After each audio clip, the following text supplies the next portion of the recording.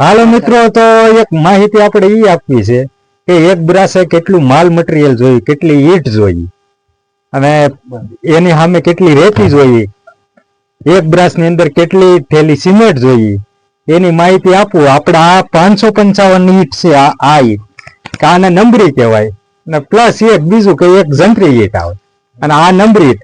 તો આ ઈંટ છે ને 800 થી 850 ઈટે એક બ્રાસ કામ થાય અને ઓલી ઈટ હોય તો 900 થી 950 ઈટ જોઈએ આપણે, જે 2 અઢી ની આવે અને આ 3 ની પૂરી આવે.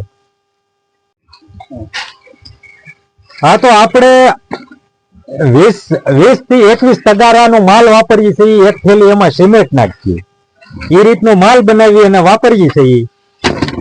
એટલે 10 બાય 10 નું હોય એટલે 10 બાય 10 ની દિવાલ થાય એટલે એક બ્રાસ કામ થાય.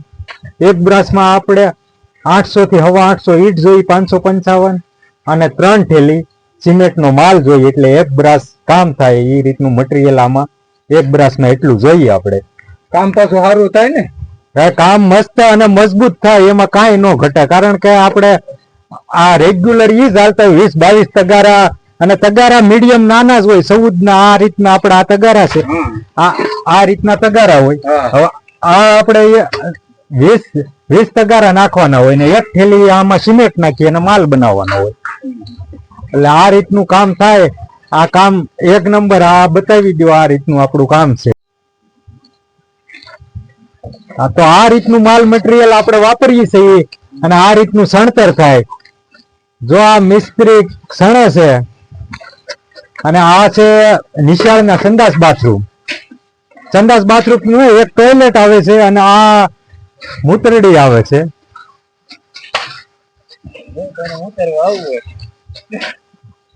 પાછળ આ રીતના આ વિન્ડો આવે છે.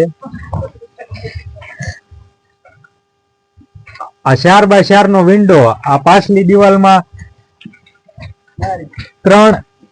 3 બાય 3 ના 2 વિન્ડો આવે, એક સામી દિવાલમાં આવે.